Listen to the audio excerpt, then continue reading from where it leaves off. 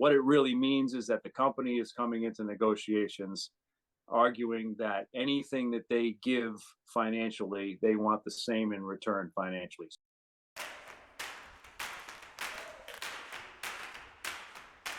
The facts, dates, and events presented in this video are from the members' best recollection and may not be fully accurate. This video is intended for entertainment purposes only. Always consult with your local union about your rights and duties at your workplace. The opinions shared on this video are our own and do not necessarily represent my employer's positions, strategies, or opinions. All views shared are protected under the National Labor Relations Act. What is going on, everybody? So today I have Greg Kerwood out of Local 25 in Boston and Norman out of Local 623 in Philadelphia, and we're here to talk about the contract update. Please spread the word to everybody that this contract's ending soon. We only have 16 weeks left on this current contract. So we kind of want to keep everybody up to date on what's going on. We're going to do these updates monthly, and as we get edge closer, we're going to do them more often, and we're going to hit up more topics on striking, contract, everything related to this subject. So with that being said, the first question, we're just going to jump right into it. Norm, we're in the middle of negotiations. We're hearing chatter online of kind of what's going on. What's the vibe? What are you getting so far as how are negotiations going on so far? Negotiations aren't going too well. The company is not bargaining in good faith. They are not coming to the table with good deals. It's just a stalling tactic. They're trying to scare the membership to make them think that there won't be a contract, that they're going to have to strike. So it's a division tactic that the company is using to try to pit the membership against the leadership of the local unions. So we have to stick together. Don't believe what the company says. Solidarity and unity is what it is. We have to stick together for this fight. And so, Greg, we're also going to talk about the rally. There was a big rally in Boston. A lot of people were there. What was the vibe like at the rally? And then also, there were some strike issues mentioned there. What were those? So the vibe at the rally was excellent. It was a good crowd. We had people from all over New England. We had folks from New York. We had folks from down your way in Georgia. Folks from all over the country. We had President O'Brien, General Secretary Treasurer Zuckerman also gave a speech. Contract campaign coordinator Rob Atkinson gave a speech. The atmosphere was great. Everybody was fired up and pumped.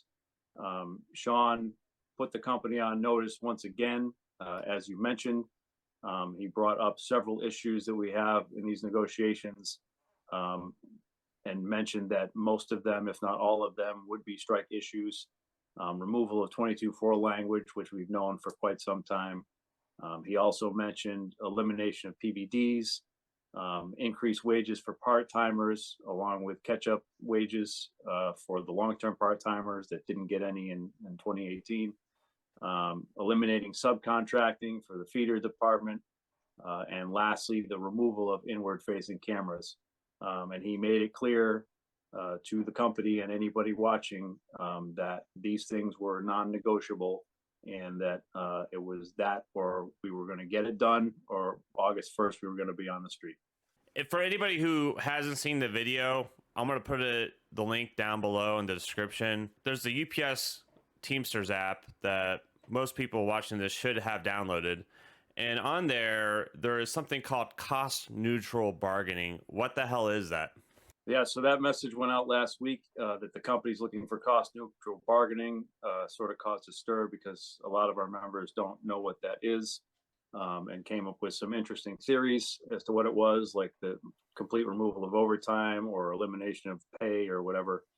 What it really means is that the company is coming into negotiations arguing that anything that they give financially, they want the same in return financially. So if they give an extra holiday, they want to eliminate another holiday, so that at the end of the day, their increased cost for this new contract is zero.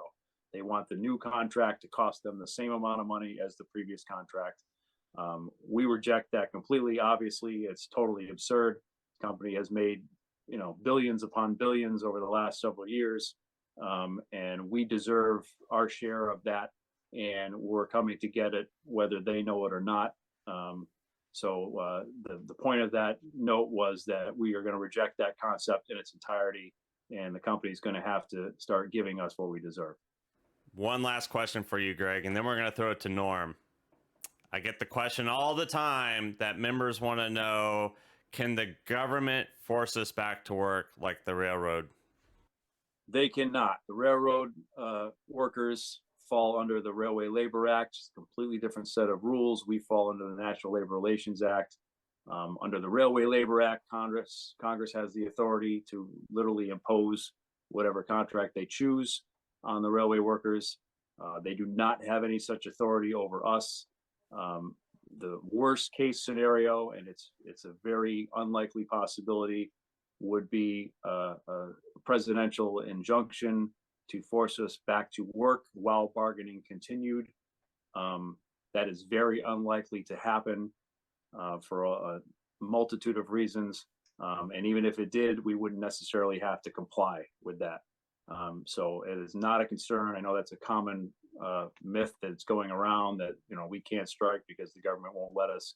That is simply not the case. As a matter of fact, the law protects our right to strike and guarantees our right to strike. A lot of the members back in 97, when they went on strike, one of their common complaints was they had to wait 8 days before they started getting paid. Is that the case today, Norman? No. Strike pay begins on day one. If we hit the street on July 31st, your pay begins the first day we hit the street. Okay, and when we're talking about the strike pay, how much money are we looking at? Your pay is 5 times your monthly dues, with a minimum benefit of $200 for anyone that participates. But to get your pay, you have to show up to the strike line. You have to walk your shift. You have to sign in. You can't sit at home and think, oh, I'm going to get this benefit and I don't have to show up and do anything. We all have to participate. We all have to stand together. And with all these states that are right to work states, and unfortunately we have some people that never joined the union, would they ever see the strike pay or benefits at all? No, I don't think they will. And so when we're talking about benefits, that's the concern a lot of people have is, will they have benefits or not during the strike? That's a good question. At 623 in Philadelphia, we're part of Team Care. So as long as we show up, we sign in, and we walk the picket line for our shift, then we get our health benefits. Anyone that crosses the picket line will not receive health benefits. As far as your benefits and where you are with your local and what health plan you're in, I encourage you to reach out to your business agent and find out what's going on and how your benefits will be affected. We get this question from time to time. What will happen if someone crosses the picket line? I want to preface it by saying that we at Teamsters Local 623 in Philadelphia, we do not condone violence in any shape, form, or fashion. But I do want to say it's not in anyone's best interest to cross the picket line, let alone a Teamster picket line.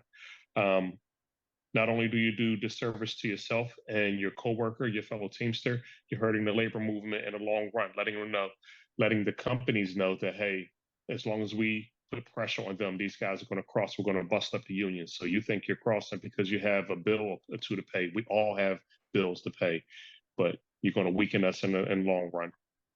And we will have a video in the shortcoming future talking about scabs and all that. I'm sure it's going to be colorful. All right. So we're at the shout out section. Actually, before we hit shout outs, be sure, if you have not done so already, join Greg's Facebook group, the UPS contract group. I'll put that in the description below, as well as 623 Lives Matter. I'll put that in the description below as well. And we're up to the shout outs. Now, I'm going to throw it to you, Greg. Greg, shout outs. Who want to shout out tonight?